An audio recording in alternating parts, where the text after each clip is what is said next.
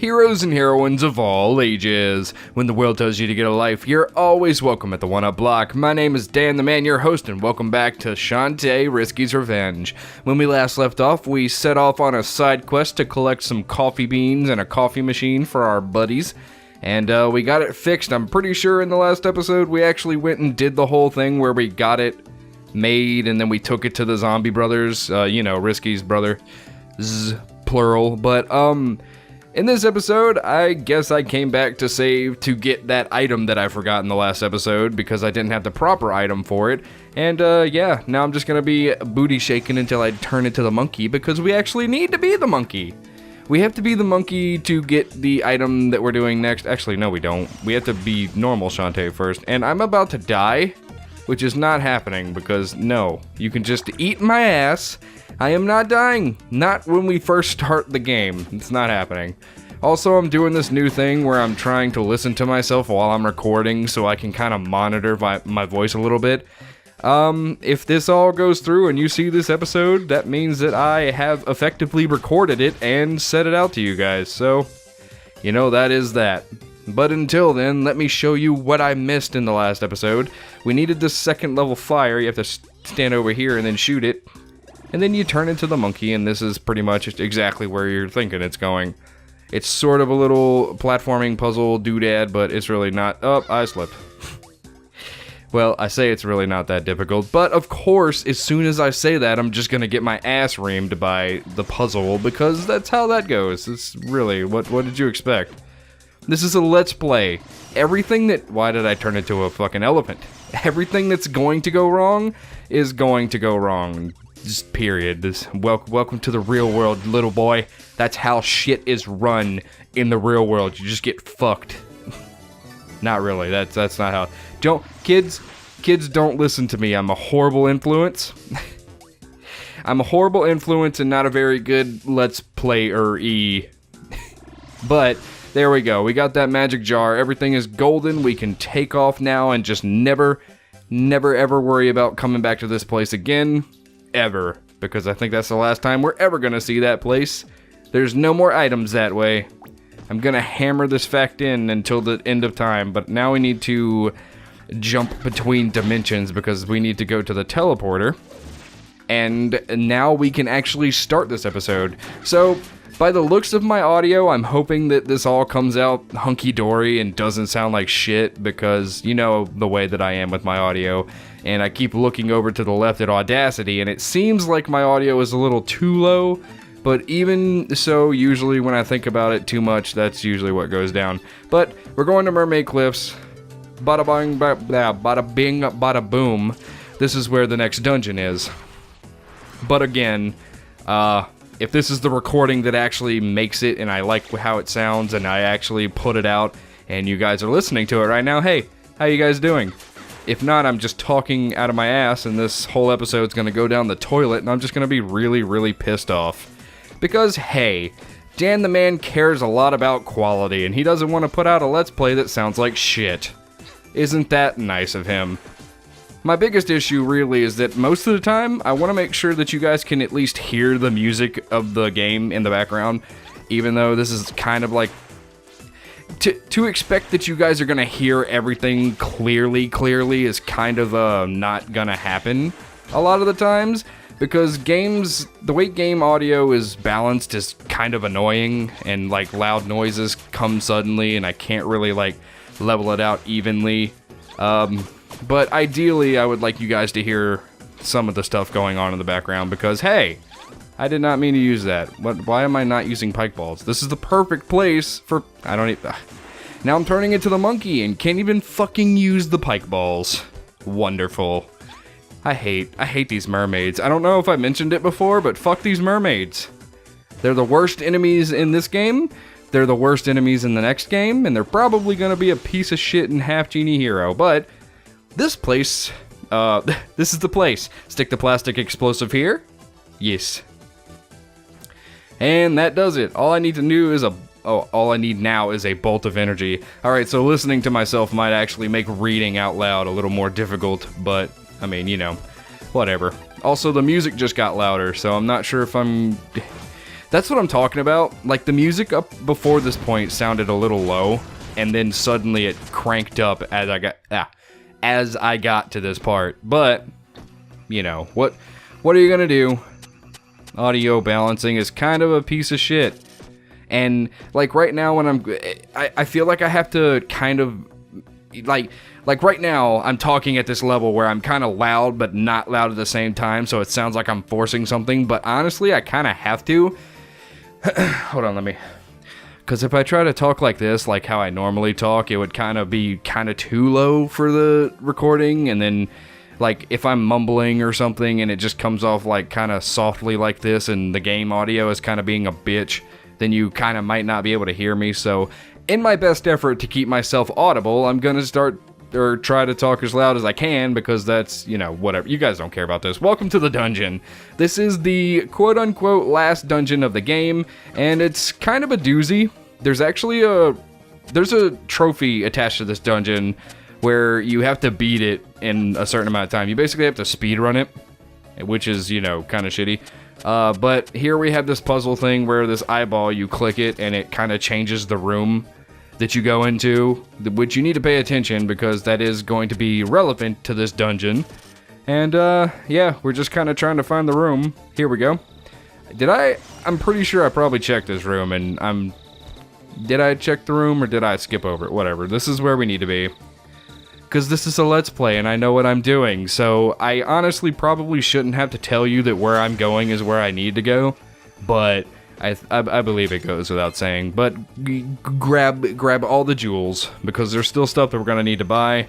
But here we have the key to actually get into the dungeon, believe it or not, because the first door you get to in the dungeon is locked. So they make you kind of go through this little eyeball puzzle that teaches you how to play this dungeon in particular. Because there is some puzzles coming up later that do deal with these eyeballs, but then we want to go to the top one, and we have to jump across this pitfall, which, you know, Shantae sometimes doesn't like to climb onto the, she doesn't like to grab onto the, what do you call those, chains, and it's kind of annoying. And here, these guys, I kind of want to talk about these guys because they're annoying as shit. These are skeletons. They are some of the other most annoying characters in this game, or enemies rather.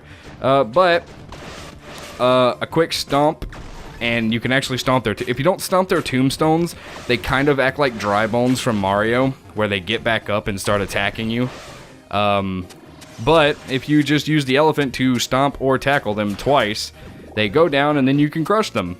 So hey, they're not that bad to deal with, but I want to re-equip my pike balls because they're going to be ever so helpful. Also, that guy is summoning up triangles, so I'm guessing whatever wizard school that guy goes to is the same school that Comic goes to from Mario, because Comic likes to shoot well, not Comic specifically, but like Magic Koopas, they shoot like geometry is what I like to call it, where they shoot like triangles and shit at you, or at least they shot them at Yoshi and Baby Mario and Yoshi's Island, but, you know, semantics. If there's ever a Magic Koopa in a Mario game, they typically do that thing where they shoot the triangles at you, and it just kind of looks funny. You know what I mean? So I call it shooting geometry. You know, quirks. You guys know how quirks work. I don't even go into that. But here we have a bunch of these skeleton dudes, and they're really stupid and annoying. If you want to make your time easier, you can stomp them and kill them here because there's 2 of them. But if I could recommend anything, it's just skip them and leave. You'll have enough health if you take damage from them to just keep running. But these guys you actually probably want to take care of and get out of the way because they are in your way. So once you use your pike ball to destroy them, use the elephant to double destroy them so they don't come back. This will make your life a hell of a lot easier, because we do actually have to go left and right here. We kind of have to, like, walk back and forth, if that makes sense. But, well, of course it makes sense. I don't even know why I asked that question. Here we have a little gauntlet of sorts. We're gonna have to fight some, Skelebros. Just double stomp them and kill them and then take care of their tombstone. Oh, I made an oopsie. What the hell? Oh, there's a spider up there. Of course there's a spider. There we go. Again, these skeletons are kind of some of the most annoying enemies in this game. I don't think they're nearly as bad in the next game like the mermaids still are, but they're kind of still poo-poo. They do a lot of damage. They take a lot of damage, for one thing. You have to hit them so many times before they actually die, and you're just like, oh my god, come on, does this really have to go on this long?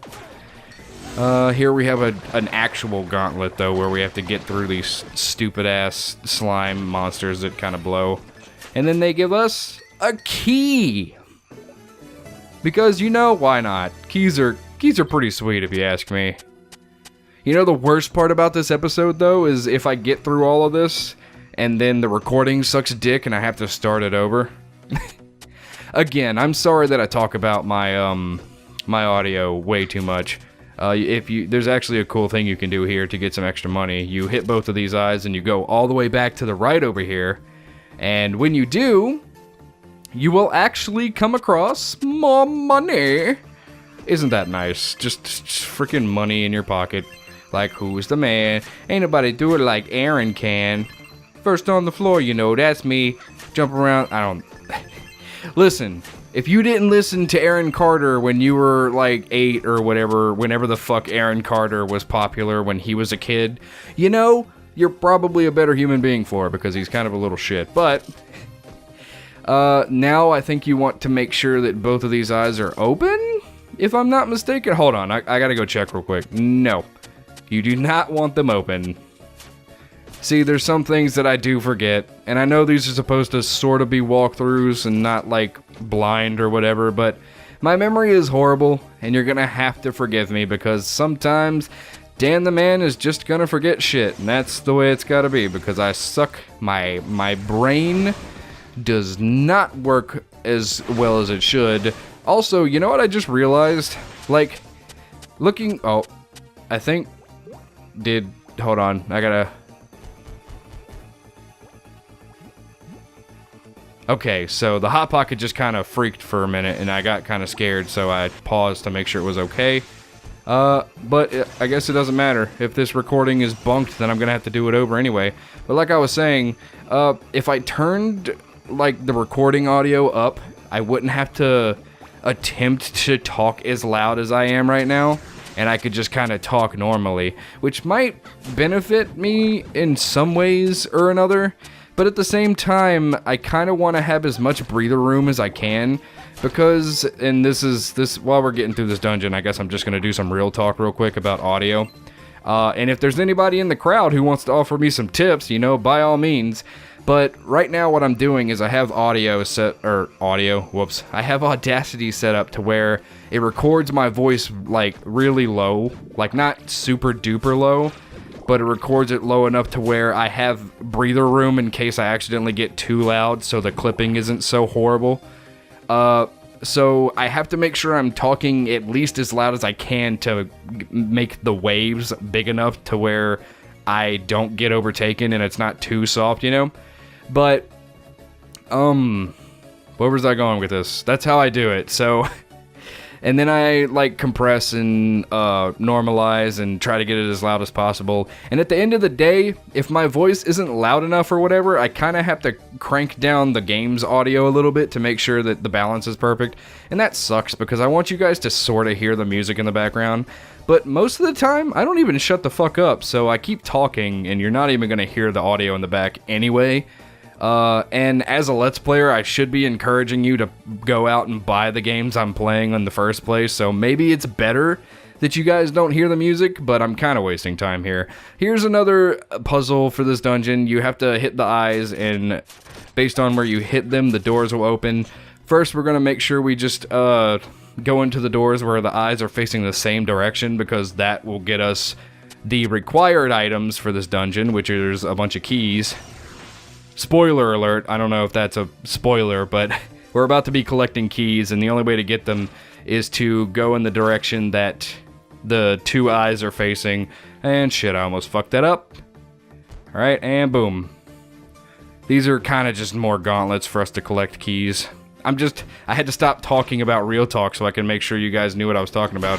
I guess if you can get over here, you might as well just make this easier for yourself, because why not? But... there we go.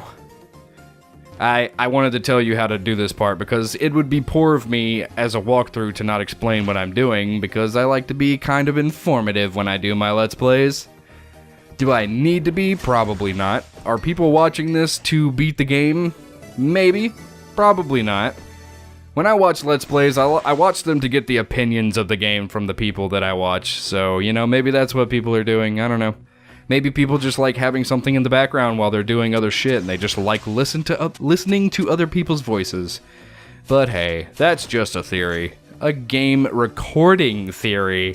Oh, no one's ever made that joke ever. Oh, but yeah. So keeping back on track, this dungeon's kind of a doozy, especially if you're playing it for the first time. It's pretty overwhelming, and you won't really know where you're going unless you're actually paying attention. Like, if you're actually focused. When I played this dungeon the first time, I was actually at, like, a rave at a bowling alley where they were playing really loud music, and sometimes my friends kept trying to talk to me. So, I'm sitting over here trying to figure out this Shantae dungeon, and I keep getting interrupted by people who want to talk to me, and, like, because, like, I was being the loner kind of guy sitting at the table playing my DS while everybody else was bowling because, let's be honest, I don't want to bowl. I didn't want to bowl, so I was playing my DS, and I was having a good time, but whenever I'm at a party, like, if a friend invites me to a party and I'm just, like, there, existing in the background, they kind of feel like I want attention, or they need to give me attention because they think that I'm being ignored or something. But to be honest, I'm there because they want me there, and I'm being there because they asked me to be there, but mostly I'm okay with being on my own and just doing what I'm doing. But, you know, bless their hearts for trying to keep me company. I really appreciate it, I do. It's not necessary, and I could do without it. Like, they could just leave me alone and let me do my thing until we're ready to go. And only, like, occasionally just come say hey to me. Like, I know the difference between when they're trying to, like, not ignore me, and then, oh, son of a bitch. I'm trying to do real talk game, and then you kill me? I'm usually so good at doing this monkey platforming, too. I've seen a bunch of Let's Plays, or not a bunch, but I saw this one Let's Play of, Shantae Risky's Revenge, where this dude could not get the monkey platforming down at all, and he just continuously died. Check this out. Woo! Yeah, I took a shortcut, butthole. Or we're gonna wanna, okay. But he could not get the monkey platforming down for shit. And this guy is just, like, killing himself left and right by falling. And he falls into the pit with the monkey, like, I shit you not, like, 20 times. And I'm like, what? It's really not that bad. You just gotta, I guess I can say that I've developed a pretty good moveset when it comes to playing platformers, though. Because, like, I've been playing them for so long that they almost feel second nature to me. Like, no matter what the platformer is, son of a bitch. You know what? Why didn't I just die? I could have just left. Oh, okay. But platformers feel second nature to me now. Like, even though, of course, they're gonna play differently, they'll have different momentum. Like, Super Mario World is gonna have different momentum from Sonic the Hedgehog, obviously. But, like, when I'm playing a platformer, I know the feel of what I'm doing, so I'm pretty well versed in the buttons needed and the, what would you call that? The vigor, the moveset. I have the moveset of a platformer in my head, and I know what I have to do, son of a bitch. I cannot believe I just fell all the way back down because I'm a big old dumb. So I guess I get to waste more of your guys' time, so how are you doing? We've been playing Persona 2 on the stream. I don't know if any of you guys showed up. Probably not, because, you know, it's a thing. I get it. Like, nobody can be places all the time, and I don't expect anybody to be there. Like, I'm not like, if you're a fan of me and you watch me on YouTube, why the fuck come to Twitch? Which, if you guys want to come hang out and you don't realize that I stream, I do stream. I stream more than I record at the moment because recording is kind of a piece of shit and I have to find the right time for it. But if you want to see me or my friends, you know, the gang, you can come visit us. We're always streaming and playing different shit. And right now, we're actually playing Persona 2, which is it's a blind playthrough at the moment. And I'm actually preparing for the Let's Plays because I am preparing. This this will be a treat for anybody that decides to watch this episode, because I'm going to tell you my next projects that I'm probably going to be working on. They're not set in stone, but if I have my way, what I'm recording next is going to be Persona 1, Shantae Pirate's Curse, and Sonic the Hedgehog 1. So yay, if you're watching this episode, you got exclusive details on what I'm gonna do next, so bravo. You get exclusive shit, but here's a magic jam. Do not forget it, because it's part of the 100%. And if we can talk about the 100% right now, the 100% in this game is actually pretty crap. You don't really get anything for it, like I'm telling you now. I think all you really get is a picture change at the end of the game. Like, you don't even get Shantae taking her, like, Varia suit off like you would in Metroid, because she's already mostly naked anyway, so what, would you just be getting a nude model of fucking Shantae? But, like, there's a trophy attached to beating the game in, like, 2 hours with 100% completion. But if you're not worried about trophies, then honestly, there's really no point in 100%ing this game. Like, if we're being, like, honest, like, real talk. If you want to just play this game, there's only a few items that I would actually recommend you go out of your way. And since we're basically doing nothing right now, the items that I would recommend are the first items that you get here, like the fire, the puff, and then this pike ball. And then the other recommended weapon that I would require you have, because these first weapons, but aside from the pike ball, I believe, these two are actually required for story progression, but I would also recommend at least the second level pike ball, but the third one is also highly recommended. Those are really nice. Then I would I would say that you should probably get the health containers, which there's only 3 in this game, and we only have 1 more to go, so, you know, that kind of sucks. But there's only 3 of them, and I've shown you where 2 of them are, and I'm going to be showing you where the other one is. Wow! Okay, we got our password is up, up, up, up. This actually changes every time you play the game, so it's actually pretty funny. It's pretty funny that we got that, actually, but, you know, whatever. So, yeah, 100% completion, doo-doo. You really don't get anything for it. I don't even think the pictures you get are all that worth it, because you can go look them up on, like, the internet. Like, if you look up Shantae Risky Revenge, like, 100%, playthrough, what you can find the pictures. They're on the internet somewhere, so it's not even really that big of an incentive, which I guess the Samus stuff where you see her outside of her Varia suit, you can actually kind of do that on the internet now too. But whenever you think of doing a 100% completion in, like, the current day and age, you kind of expect to get something a little cooler than that. Which, I mean, I guess none of the Shantaes have really done. I don't think 100% completion in the first game really did anything either, now that I think about it. And in the third game, you don't get anything either. It's still for an achievement. And, you actually unlock something really cool in Pirate's Curse, where, but all you have to do is beat the game to get that. Like, it's not even a 100% completion reward. You get it every time you beat the game, or at least the first time you beat the game. So we just got a new dance. It's the mermaid dance. It will allow you to turn into a mermaid, or to turn into a mermaid. So hooray, we got the final dance. Let's just do it real quick. And it's Mermaid Shantae. She actually looks kind of strange. Like, why doesn't she still have Shantae hair? She just looks like a weird mermaid. But she's crap on land, as you could probably imagine, since she's a fish. But the second we get into water, Viola, we can fucking swim around and shit. There's also a treasure chest right here, which we cannot get yet, because I'll show you in a second. We actually have to swim around real quick. Mosey along over here. You get up here, and hey, there's a rock right here, but we can't seem to do anything as the mermaid underwater, so what the hell? Well, that's the mermaid's upgrade. Just like the monkey has the bullet move, and the elephant has the stomp, I think, right? There's also a move that the mermaid gets. Sorry, I was thinking of where we had to go next, and my brain just... But the mermaid gets its own secondary move, and it's tied to actually being able to get that chest. That's basically all I was trying to get out. Really wasn't that hard. Did not mean to turn into an elephant. I am not Elephant the elephant. And what I did... Shantae, I pressed the jump button, babe. Why didn't you jump? Why no jump? There we go. I don't even care that I took damage there. As long as I didn't fall through the hole and have to do all of that over again, I'm fine. I'm super cool. But this is where we open this eye, go back into this door. Nope, never mind, I lied. What has to happen first is we turn into the elephant so we can dash across the room.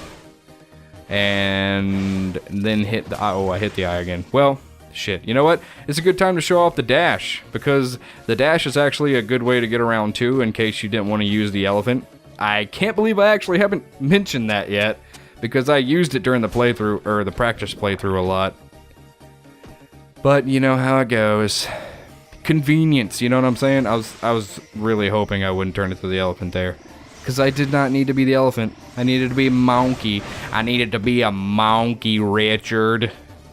Every time. Like, I can't say monkey without immediately going into the South Park Monkey Richard thing. Like, it's a tick.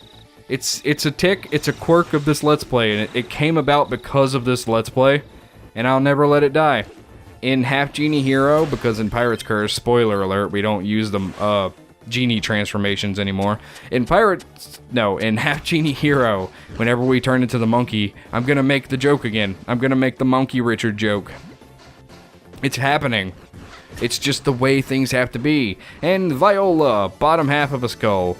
I didn't bring mention to it at the beginning, because I think I was going through Real Talk at the time, but when we got into the dungeon, one of the first things we saw to the right was a door, and when you talk to it, it says that for some reason, it's locked with a weird lock or whatever, and the weird lock is actually a skull. There's a skull above the door, and we're putting together the skull. There's 2 pieces of it. I watched the guy do the blind Let's Play, and he's like, he thought that getting the bottom jaw piece of the skull was all he needed, but that's not the case. There's actually 2 pieces. And I am surprisingly going to show you where both are, because I'm so nice. Even though this is a Let's Play, and if I didn't get it, we'd be stuck for the rest of the game, because you simply can't beat the game without it, I'm going to pretend like I'm going to be nice to you and show you where it's at. Sorry, I need to take a breath.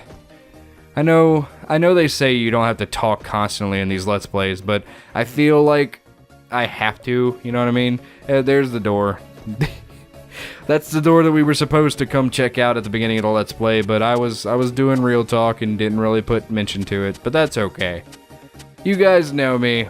You guys know. I gotta bitch about my audio and talk about stuff that really doesn't fucking matter. Because that's just who I am. That's the me that I am. Is. Whatever. But back to the beginning, we're actually going to be looking for a specific door. I'm pretty sure I showed it off while I was talking at the beginning of the dungeon, but there was a door with some water in it. Clearly that's the door that we need to go to, because now we have the ability to swim in said water. Yeah, here it is. So if you come here before you have the mermaid ability, clearly you can't actually like jump in and dive deep enough to reach this. But now that okay.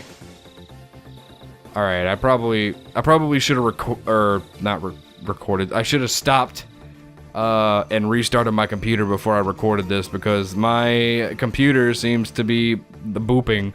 The hot pocket is like dipping and dying right now. And maybe because I've been going on for 30 minutes straight. That's definitely a possibility, so I'm gonna try and hurry this up. We're actually at the end of this dungeon. Editing this episode is gonna be kind of crap, but hey, you know. You gotta do what you gotta do. I like to get these dungeons done in one entire episode, because that way, son of a bitch. I like to do things in a way that leaves it kind of on track. Like, if we're doing a side quest, we do it in one episode, and then we do the entire dungeon in one go, in case somebody's watching and they want to know how to do it. I'm explaining how to do it in order, and there's no stops in between. I mean, I guess you could still watch the Let's Play on like a, what do they call it, a playlist or whatever, which is, you're gonna do anyway, so I mean, how long I choose to make these videos doesn't really mean shit. You can just remember how long you watched the video and just like come back later and watch it.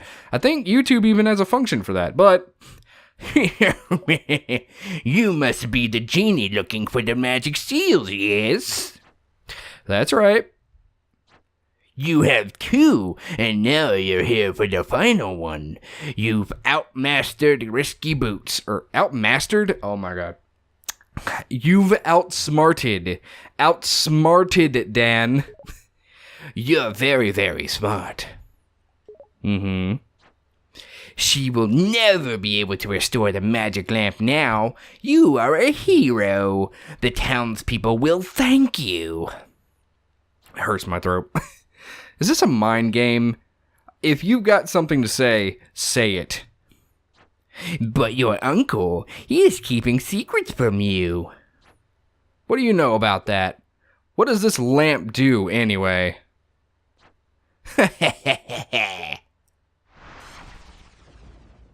Hey, don't take on the appearance of my uncle, you dick. Information that valuable is not given away for free.